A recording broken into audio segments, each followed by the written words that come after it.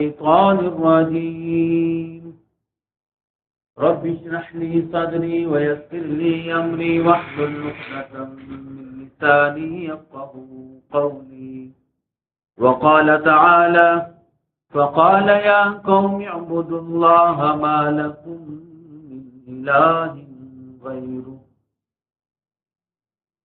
تمام قسم کی تعریفات عبادات ایک اللہ وحدہ لا شریک کے لیے، ان گنت لاتعداد درود و سلام ہو امام الانبیاء رحمت للعالمین صلی اللہ علیہ وسلم کی ذات گرامی پر۔ عزیزان گرامی، پیارے نبی صلی اللہ علیہ وسلم کی پاک زندگی اور آپ کی سیرت کا تذکرہ جاری اور ساری ہے۔ گزشتہ بیان کو تھوڑا سا اپنے ذہنوں میں تازہ کریں کہ رسول اللہ صلی اللہ علیہ وسلم نے اعلانیہ دعوت شروع کر دی، اور سب سے پہلے جو اپنی قوم کے سامنے دعوت دی وہ صرف ایک نقطے پر تھی کہ لوگوں اللہ کی عبادت کرو، اللہ کے علاوہ تمہارا کوئی معبود نہیں ہے۔ پیارے نبی صلی اللہ علیہ وسلم نے اپنی رسالت کا اعلان کیا اور آخرت کے بارے میں خوب خبردار کیا۔ اب رسول اللہ صلی اللہ علیہ وسلم مختلف بازاروں میں، منڈیوں میں، اس وقت مکہ میں حج کے موسم میں اس سے پہلے اکاس نام کا ایک بہت بڑا میلہ لگتا، ذوالمجنہ اکاس۔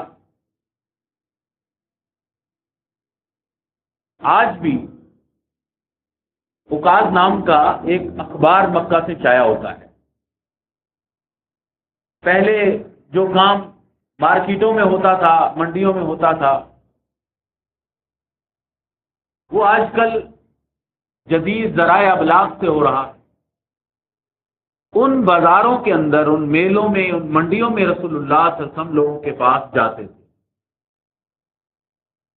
یہ آپ نے گزشتہ بیان میں سنا کہ ابو لہب، ابو جہل قسم کے لوگ آپ کے پیچھے پیچھے چلتے تھے اور لوگوں کی توجہ کو بھٹکاتے تھے۔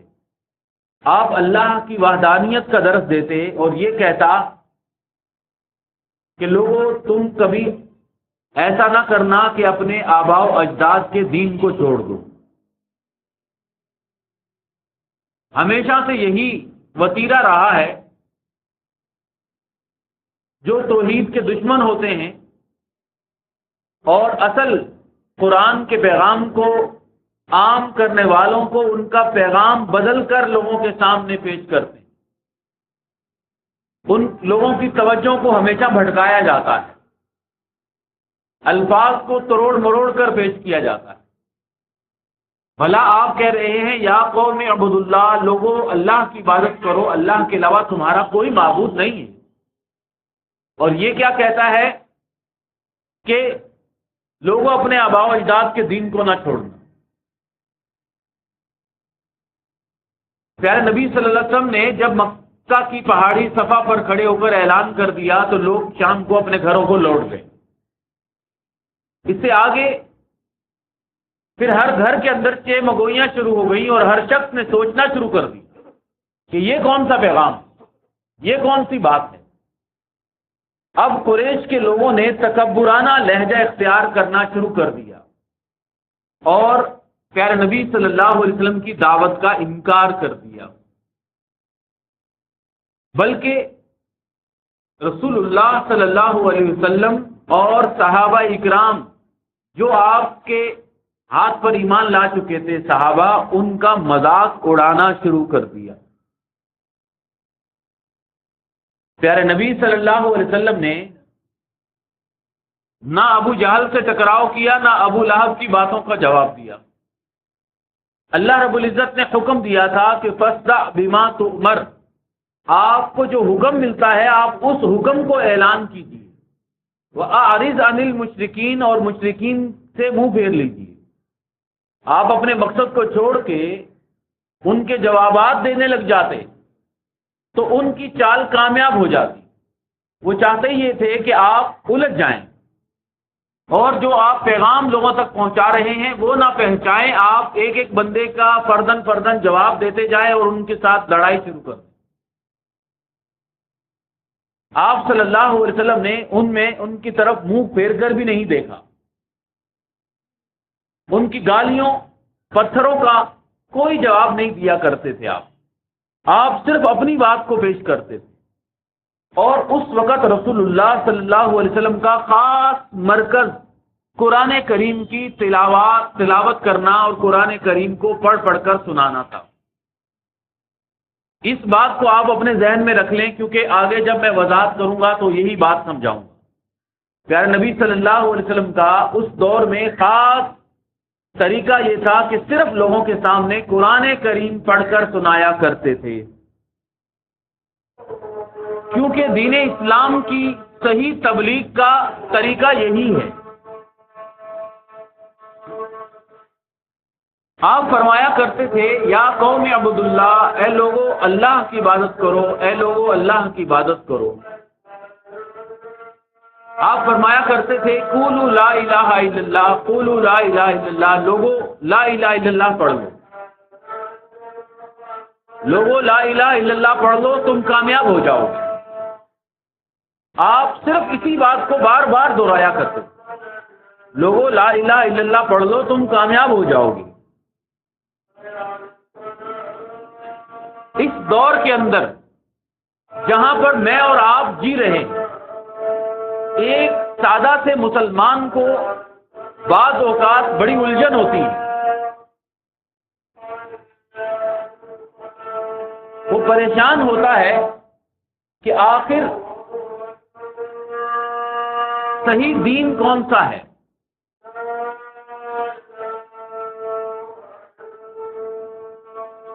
ایک سادہ سے مسلمان کو الجھن ہوتی ہے کہ آخر صحیح بات کون کر رہا ہے، صحیح دین کون سا ہے. ان گنت لاتعداد فرقوں کے اندر ہر شخص بھانت بھانت کی بولیاں بولتا ہے، ان میں صحیح کون ہے. تو آپ اس نقطے کو پیارے نبی صلی اللہ علیہ وسلم کی سیرت سے لے لیں کہ رسول اللہ صلی اللہ علیہ وسلم صرف قرآن سنایا کرتے تھے، قرآن کی آیات پڑھ پڑھ کر بتایا کرتے تھے. تو اس دور میں لوگوں، آپ دنیا میں کہیں بھی چلے جائیں، صحیح وہی لوگ ہیں جو صرف قرآن کی تعلیمات عام کرتے ہیں، اور جو 24 گھنٹے عجیب و غریب قسم کے پروگرام انٹرٹینمنٹ کے دیتے ہیں، بڑے بڑے اسپیکروں پہ ڈیکوں پہ ہر قسم کی باتیں ہوتی ہیں، صرف قرآن نہیں عام ہوتا. ہر قسم کی بات کرتے ہیں، قرآن پڑھ کر نہیں بیان کرتے. آپ سمجھ جائیں کہ یہ قرآن جو بیان نہیں کر رہا، قرآن کی آیات، قرآن کی تعلیمات کو جو نہیں پھیلا رہا، وہ غلط ہے، اس میں کوئی گڑبڑ ہے. رسول اللہ صلی اللہ علیہ وسلم کی سیرت کا یہ بہترین ہمیں سبق ملتا ہے کہ آپ تبلیغ کے اندر لوگوں کو قرآن کریم کی تلاوت سنایا کرتے تھے. اور دوسری بات جو آپ نے شروع کی وہ یہ کہ کھلم کھلا عبادت شروع کر دی. سب کے سامنے نماز پڑھتے اور سب کے سامنے قرآن کریم کی تلاوت شروع کر دی. دن کی روشنی میں آپ بیت اللہ کے اندر جایا کرتے تھے اور سب کے سامنے نماز پڑھا کرتے تھے. نماز ایک ذاتی عبادت ہے اور ہونا یہ چاہیے کہ وہ چھپ کر خاموشی سے ادا کی جائے، لیکن اللہ تعالیٰ نے نماز کو فرض کیا اور ساتھ یہ بھی حکم دیا کہ وہ لوگوں کے سامنے پڑھی جائے، باجماعت پڑھی جائے سب کے ساتھ. اس میں اس عبادت کرتے ہوئے کوئی جھجک محسوس نہ کی جائے، کوئی شرم محسوس نہ کی جائے. آپ تصور کیجئے بیت اللہ میں، اور مکہ ہے، بیت اللہ ہے، اور ہزاروں لوگ آج ہیں وہاں، ایک پیارے نبی صلی اللہ علیہ وسلم اور باقی سب مخالفت کرنے والے، مذاق اڑانے والے، ہنسنے والے تھے، طنز کرنے والے تھے. آپ نے کھلم کھلا نماز پڑھنا شروع کر دیا. آج اس دور کے اندر بھی نماز سب سے بہترین اور خوبصورت ترین عبادت ہے. جو تبلیغ کا ذریعہ بھی ہے۔ لوگ اکثر سوال کیا کرتے ہیں کہ ہم فلاں مسجد میں جائیں نماز پڑھنے۔ بھائی فلاں مسجد میں کیوں جائیں نماز؟ آپ نماز ہر جگہ پڑھیں، ہر مسجد میں نماز پڑھیں۔ آپ ایئرپورٹ پہ ہیں، آپ اپنی نماز پڑھیں۔ آپ کسی اسٹیشن پر ہیں، آپ نماز پڑھیں۔ آپ کی نماز تبلیغ کا بہترین ذریعہ ہے۔ بعض اوقات وہ تصویریں دیکھ کر بڑی روحانی خوشی ہوتی کہ یورپ کے ممالک میں، روس میں ایسے کھلے میدان میں، پارکوں پہ لوگ نماز پڑھتے ہیں باجماعت، اور لوگ چاروں طرف سے کھڑے ہو کر ان کو دیکھتے ہیں چکچکی باندھ کے۔ جن کے پاس یہ سجدہ نہیں ہے وہ قومیں دیکھتی ہیں کہ یہ کیا ہے، یہ نماز، یہ سجدہ انسان کی فطرت میں شامل ہے۔ وہ نماز کی خوبصورتی اثر کرتی ہے، لوگوں کو متاثر کرتی ہے۔ نماز پڑھنے والا، اور خاص طور پہ سنت کے طریقے پر نماز پڑھنے والے کو کبھی بھی شرمندہ نہیں ہونا چاہیے، اور یہ اجنبی محسوس نہیں کرنا چاہیے کہ میں اکیلا نماز پڑھ رہا، بلکہ سمجھیں کہ رسول اللہ صلی اللہ علیہ وسلم نے فرمایا تھا الاسلام بدأ غریبا، اسلام جب شروع ہوا تھا تو وہ اجنبی تھا۔ اجنبی جانتے ہیں کس کو کہتے ہیں؟ جس کو کوئی جانتا نہ ہو، پرایا ہو، وہ لوگ اس سے مانوس نہ ہو، اجنبی ہوتا ہے۔ اور آپ نے فرمایا کہ ایک دور آئے گا وَسَيَعُودُ غَرِيبًا، اسلام پھر قیامت کے قریب اجنبی ہو جائے گا۔ پھر آپ نے فرمایا فَطُوبَى لِلْغُرَبَاء، ایسے اجنبی لوگوں کے لیے جو لاکھوں کروڑوں کے درمیان اکیلے توحید والے ہوں اور وہ سنت پر نماز پڑھنے والے ہوں، ان کے لیے خوشخبری، ان کے لیے خوشخبری ہے۔ اور یہ جو غربت ہے آج کے دور میں، اس میں افسوس ہے کہ انسان اجنبی پرایوں میں ہوتا ہے، لیکن آج اسلام اجنبی اپنوں کے اندر ہے۔ وہ مسلمان جو کلمہ گو مسلمان ہیں، لاکھوں کروڑوں مسلمان ہوتے ہیں، لیکن آپ دیکھیں ان اپنوں میں اجنبی ہوتا ہے نماز پڑھنے والا، وہ اکیلا ہوتا ہے، دو چار ہوتے ہیں، باقی تو یہی کہتے ہیں، ایسے نظر آتے ہیں کہ کپڑے خراب ہیں، باقی تو نہیں پڑھ رہے ہوتے۔ تو نماز پڑھنے والا، اس کے لیے خوشخبری ہے کہ آپ کسی کی طرف نہ دیکھیں، کسی کی طرف نہ دیکھیں، آپ اپنی نماز پڑھیں، وقت پر پڑھیں۔ آپ اپنے ملک میں ہوں، غیروں کے ملک میں ہوں، کہیں بھی ہوں، اور یہ آپ کی نماز لوگوں کے لیے ایک اعلانیہ تبلیغ ہے، اور اس سے بہتر تبلیغ اور نہیں ہو سکتی۔ نماز کی خوبصورتی ہمیشہ متاثر کرتی ہے، اور آپ کو پتا ہے کہ اسلام اور کفر کے درمیان فرق بھی نماز ہے۔ اللہ اکبر۔ اس کے بعد حج کا موسم آ گیا۔ یہاں تک میں نے کہا تھا کہ آگے اہم ترین باب شروع ہو رہا ہے۔ قریش کے لوگ فکر مند ہو گئے کہ حج کے موسم کے اندر لوگ جب باہر سے آئیں گے، پورے عرب سے آئیں گے نا، مصر سے، یمن سے، بحرین سے، یثرب سے جس کو آپ مدینہ کہتے ہیں، طائف سے، تو ہم ان کو کیا کہیں گے؟ وہاں تک تو نبی کریم صلی اللہ علیہ وسلم پہنچ جائیں گے اور آپ کا پیغام ان تک پہنچ جائے گا، ہم کیا کہیں ان کے بارے میں، کیونکہ یہ ہمارے ہی خاندان کا چشم و چراغ۔ حضرت جابر رضی اللہ تعالیٰ عنہ، یہ مدینہ کے صحابی تھے، انصاری، وہ فرماتے ہیں، ایک حدیث بیان کرتا ہوں، آپ کو بہت بات سمجھ میں آئے گی، کہ پیارے نبی صلی اللہ علیہ وسلم مکہ کے اندر 10 برس حج کے موسم کے اندر بازاروں منڈیوں میں جاتے، میدان عرفات میں جایا کرتے تھے، مینا کے میدان میں جاتے تھے، اور لوگوں کے خیموں کے اندر جا کر ان سے بات کیا کرتے تھے۔ آپ لوگوں کے پاس جا جا کر بات کرتے تھے، اور آپ لوگوں کو فرماتے تھے کہ لوگوں، کون میری اللہ کے لیے مدد کرے گا، کون میری اللہ کے لیے مدد کرے گا، کون میری دعوت کو قبول کرے گا۔ قریش کے لوگ پہلے ہی ان حاجیوں کو خبردار کر چکے، پھر اللہ تعالیٰ نے یثرب سے ہمیں اٹھایا، ہم حج کے لیے مدینہ آئے، اور ہمیں نبی صلی اللہ علیہ وسلم نے جب اسلام کی دعوت دی تو ہم نے اس اسلام کی دعوت کو قبول کیا، اور ہم حج سے جب واپس اپنے گھروں کو پہنچے تو ہم اس اسلام کے نور کو لے کر پہنچے مدینہ، اور پھر مدینہ کے اندر ہر گھر میں کوئی نہ کوئی مسلمان ہوتا ہے۔ یہ حدیث ہے حضرت جابر رضی اللہ تعالیٰ عنہ۔ اب یہاں قریش کی حالت کو دیکھیں. قریش ولید بن مغیرہ نام کا ایک سردار تھا. ولید بن مغیرہ، اس کا نام آپ نے سنا ہوگا، خالد بن ولید کے یہ والد تھے. اور خالد بن ولید بھی ایک بہت بڑے سردار اور سپہ سالار تھے. تو ان کا والد جو تھا یہ قریش میں بڑا معزز تھا اور سردار تھے. انہوں نے اپنے گھر کے اندر سب قریش کے لوگوں کو بلایا اور کہا کہ دیکھو، جب حاجی حج کے لیے مکہ آئیں گے تو تم انہیں کوئی ایک بات کرنا. تم ان کے سامنے الگ الگ باتیں کرو گے تو لوگ کہیں گے کہ تم جھوٹے. کوئی ایک بات کہنا. کیا کہو گے تم اپنے اس صاحب کے بارے میں، یعنی نبی صلی اللہ علیہ وسلم کے بارے میں؟ لوگوں نے کہا کہ آپ سردار ہیں، آپ ہمیں بتائیے. لیکن سردار ولید بن مغیرہ نے کہا کہ پہلے تم بتاؤ، تم لوگوں تمہارے دل میں کیا ہے؟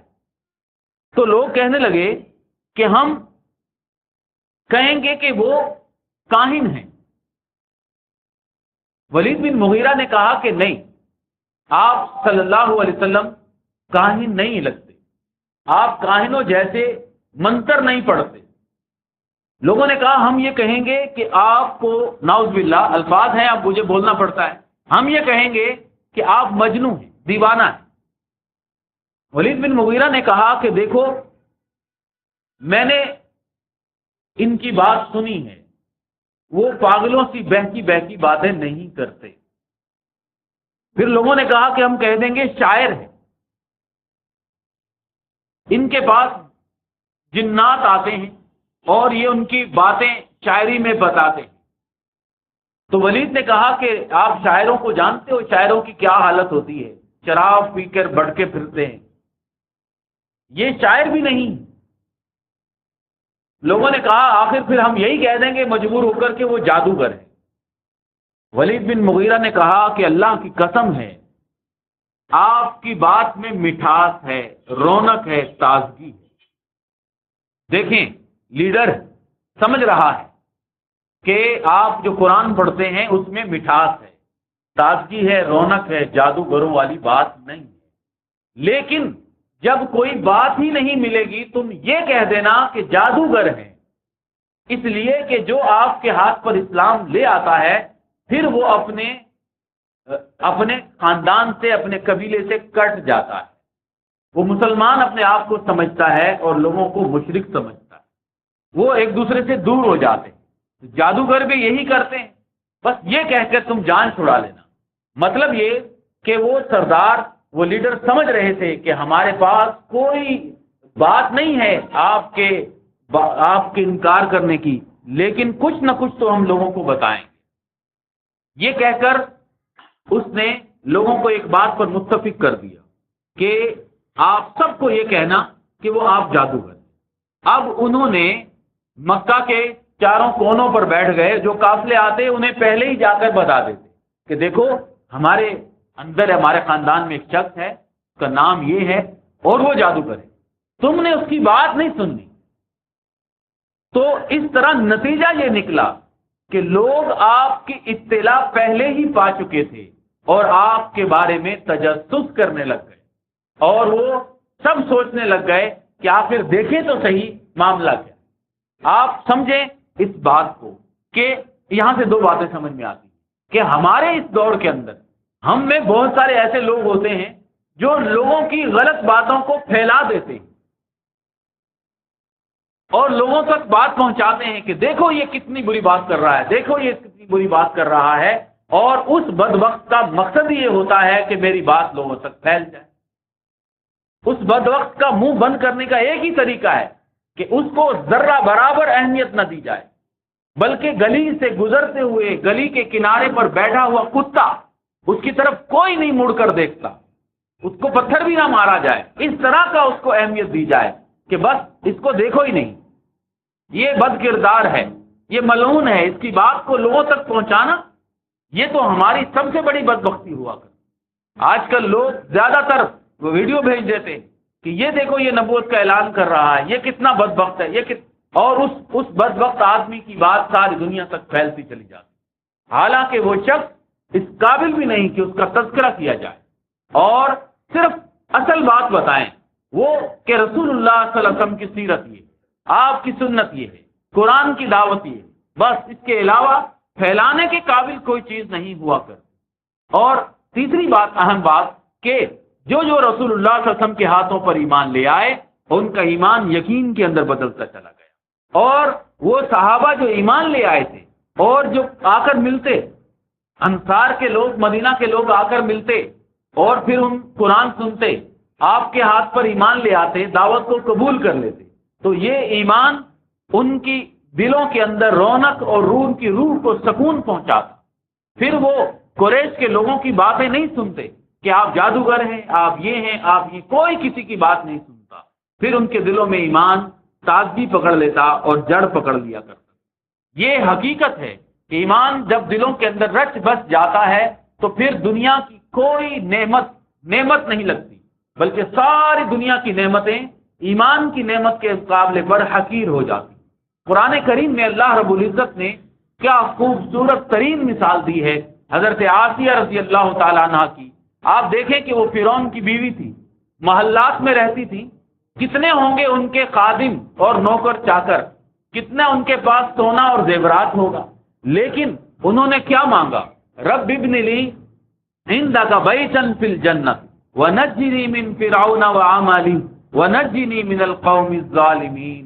اے اللہ، مجھے یہ دنیا کے محلات اور فرعون کی بادشاہت، سونا چاندی نہیں چاہیے۔ اے اللہ، ایمان لانے کے بعد میری ایک ہی خواہش ہے کہ جنت میں اللہ میرے لیے گھر بنا۔ اور یعنی یاد رکھیں، جو گھر ہے نا، جس کو کہتے ہیں اپنا گھر، وہ وہی ہوتا ہے جو جنت کے اندر۔ باقی جو دنیا کے گھر ہیں نا، آپ جتنا چاہیں کاغذ بنائیں، لیز کرائیں، لیکن وہ اپنا نہیں ہو، وہ پرایا ہی کہلاتا ہے، کیونکہ کچھ عرصے کے بعد آپ کو وہ جگہ خالی کرنی پڑتی اور آپ کو آگے جانا ہے، پھر وہ قبر کی زندگی ہے اور وہاں دوسرے قابض ہو جاتے۔ آج ہم ہیں، کل کوئی اور مسند نشیں ہوں گے، کرایہ دار ہیں، ذاتی مکان تھوڑی، ہم ساری دنیا ہی کرایہ دار، عارضی طور پر یہاں رہتے ہیں، جو مرضی سمجھیں کہ اپنا ہے کہ پرایا ہے، لیکن سارے پرائے ہیں، سب گھر پرائے، سب دولت پرائی، سب رشتے پرائے ہیں۔ ایک ہی گھر ہے، وہ ہے جنت کا گھر، ایک ہی سکون ہے، وہ آخرت کا سکون، ایک ہی نعمت ہے اور وہ ہے اللہ پر ایمان کی نعمت۔ وہ مل جائے تو پھر یہ دعا مانگا کریں کہ رب ابن لی عندک بیتا فی الجنہ، اے اللہ ہمارے لیے جنت میں گھر بنا دے، ونجنی من فرعون وعملی، اے اللہ یہ دنیا والے اور دنیا والوں کی ساری کرتوتوں سے ہمیں نجات عطا فرما، ونجنی من القوم الظالمین، اے اللہ ظالموں سے نجات عطا فرما۔ پیارے نبی صلی اللہ علیہ وسلم ان مجمعوں میں جاتے، ان ڈیروں پہ جاتے اور بار بار لوگوں کو قولوا لا الہ الا اللہ، لوگوں لا الہ الا اللہ پڑھو کامیاب ہو جاؤ گے۔ آپ سوچیں، بتائیں کہ کون سی کامیابی کا آپ ذکر کیا کرتے تھے؟ آپ ظاہر ہے آخرت کی کامیابی کا ذکر کرتے، اور آپ بار بار لوگوں کو ایک ہی بات لا الہ الا اللہ، لا الہ الا اللہ کا درس دیا کرتے۔ ابو جہل، ابو لہب جیسے لوگ پیچھے پیچھے لوگوں کو ڈراتے بھٹکاتے کہ لوگوں بدل نہ جانا، اپنے معبودوں کو نہ چھوڑنا، لیکن رسول اللہ صلی اللہ علیہ وسلم نے اپنے مقصد کو تھامے رکھا، حاجیوں تک پیغام پہنچایا۔ حاجی جب عرب لوٹے حج کر کے تو پوری عرب کے اندر اسلام کے پیغام کم از کم پہنچ چکا تھا۔ اب حج کے بعد قریش کے لوگ اور زیادہ فکر مند ہو گئے کہ کیسے مقابلہ کریں۔ اب یہاں قرآن کریم کے جو 15 پارے ہیں، تقریباً قرآن کریم کے آخری 15 پارے، وہ سارا پورے کا پورا قرآن یہی سیرت بتاتا ہے، یہی باتیں بتاتا ہے کہ اس دور کے مشرک، کافر اور اللہ کا انکار کرنے والے کیا کرتے تھے۔ اور یہاں سمجھیں، آج کا مشرک، آج کا کافر اور آج کا جو ملحد ہے، اس دور کے جو منافق ہیں اور سیکولر ٹائپ کے لوگ ہیں، جو اللہ کا انکار کرتے ہیں، جو آخرت کا انکار کرتے ہیں، ان کی اعتراضات بالکل ملتے جلتے ہیں، سب ایک ہی جیسی باتیں کرتے ہیں، ایک ہی بات کرتے نظر آتے ہیں۔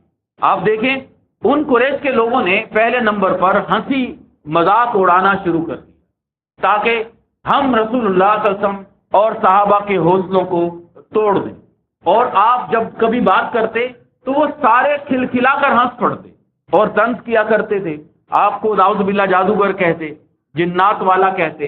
اور صحابہ اکرام جب آتے، کمزور صحابہ اکرام تھے ان لوگوں کے نزدیک، تو پھر وہ حکارت سے کہتے تھے اہؤلاء من اللہ علیہم من بیننا. یہ جو آیت، یہ قرآن کی آیات ہے، یہ کہا کرتے تھے یہ لوگ ہیں جن پر اللہ نے احسان کیا، یہ لوگ ہیں جنہیں اللہ تعالیٰ نے ایمان دے دیا ہے. پھر کبھی مذاق سے کہتے کہ یہ لوگ ہیں جو زمین کے بادشاہ ہیں، ہٹو ہٹو ہٹو یہ لوگوں کو جگہ دے دو، یہ بادشاہ لوگ آ رہے ہیں. اور وہ غلام تھے، غریب تھے یا ایمان والے تھے، کمزور تھے اس وقت لوگوں کے نزدیک، ان کا مذاق اڑایا کرتے تھے.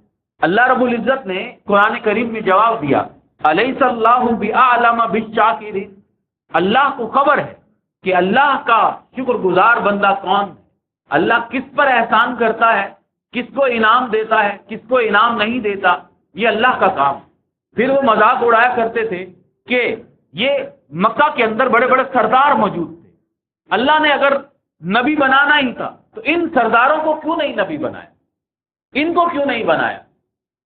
پیارے اللہ رب العزت نے اپنے پیارے حبیب صلی اللہ علیہ وسلم کی طرف سے قرآن کریم میں جواب دیا اہم یقتسمون رحمت ربک. یہ لوگ اللہ کی رحمت کو اپنی مرضی سے تقسیم کرنا چاہتے ہیں. اللہ کی مرضی، اللہ جس کے اوپر رحم فرمائے اور جس کے اوپر انعام فرمائے اور جس کو اپنا نبی بنائے، یہ اللہ خوب جانتا. اللہ لوگوں کے کہنوں کے مطابق نہیں چلتا. پھر وہ کیا کرتے تھے ان الذین اجرموا کانوا من الذین آمنوا یضحکون. یہ مجرم لوگ یہ ایمان والوں کا مذاق اڑاتے. وَإِذَا مَرُّوا بِهِمْ يَتَغَامَزُونَ. جب نبی صلی اللہ علیہ وسلم آتے، صحابہ آتے، تو یہ آپس میں ایک دوسرے کو آنکھیں مارا کرتے تھے. اور یہ لفظ قرآن میں ذکر ہے کہ یہ آنکھیں مارتے تھے اور پھر ہنستے تھے. اور وَإِذَا انْقَلَبُوا إِلَىٰ أَهْلِهِمُ انْقَلَبُوا فَكِهِينَ. گھر آتے تو گھر میں آ کے لطف اندوز ہوتے اور مزے لے لے کر باتیں کیا کرتے تھے اور کہا کرتے تھے کہ یہی لوگ ہیں جن کے اوپر اللہ نے احسان کیا ہے. آپ آج کے دور کے ملحدوں کو دیکھیں، اس دور کے ملحدوں کو دیکھیں، کیا وہ دینداروں کا مذاق نہیں اڑاتے؟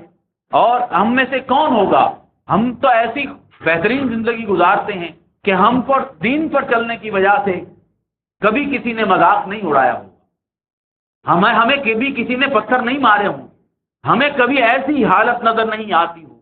لیکن اب بھی دنیا میں لوگ ہوتے ہیں جو داڑھی کا مذاق اڑاتے ہیں، وہ پردہ کرنے والی خواتین کا مذاق اڑاتے ہیں، اور شلوار اگر ٹکنوں کے اوپر ہو تو اس کا مذاق اڑاتے ہیں، اور کوئی نماز پڑھنے لگ جائے تو دوست ہی ہنسی مذاق اڑاتے ہیں کہ یہ تمہارا ٹائم ہے نماز پڑھنے کا، اب تو تم بوڑھے ہی نہیں ہوئے، اب تو تم جوان ہو، یہی تو موقع ہے 4 دن کے مزے کرنے کا، ابھی سے تم نے نماز شروع کر دی. تو یہ مذاق اڑانا، اور یہ آج کے دور میں بھی تھا، اس دور میں بھی تھا. کبھی کہتے ہیں کہ دیکھو لوگ چاند پر پہنچ گئے اور یہ مولوی ابھی بھی آخرت کی بات کرتے ہیں، قبر کی بات کرتے ہیں، ایسے ہے ویسے ہے. یہ ہمیشہ سے مذاق اڑانا رہا ہے. آپ صلی اللہ علیہ وسلم کی طبیعت ان کی باتوں کو سن کے متاثر ہوا کرتی تھی، لیکن اللہ رب العزت قرآن کریم نازل فرماتے اور فرماتے کہ وَلَقَدْ نَعْلَمُ أَنَّكَ يَضِيقُ صَدْرُكَ بِمَا يَقُولُونَ. اے حبیب ہم جانتے ہیں کہ آپ کا دل پریشان ہوتا ہے ان لوگوں کی باتوں پر، لیکن آپ غم نہ کیجئے، اِنَّا كَفَيْنَاكَ الْمُسْتَهْزِئِينَ. ہم ان مذاق اڑانے والوں کو خوب بدلہ لے کر رہیں گے. پھر آپ اللہ رب العزت فرماتے فَسَبِّحْ بِحَمْدِ رَبِّكَ وَكُن مِّنَ السَّاجِدِينَ.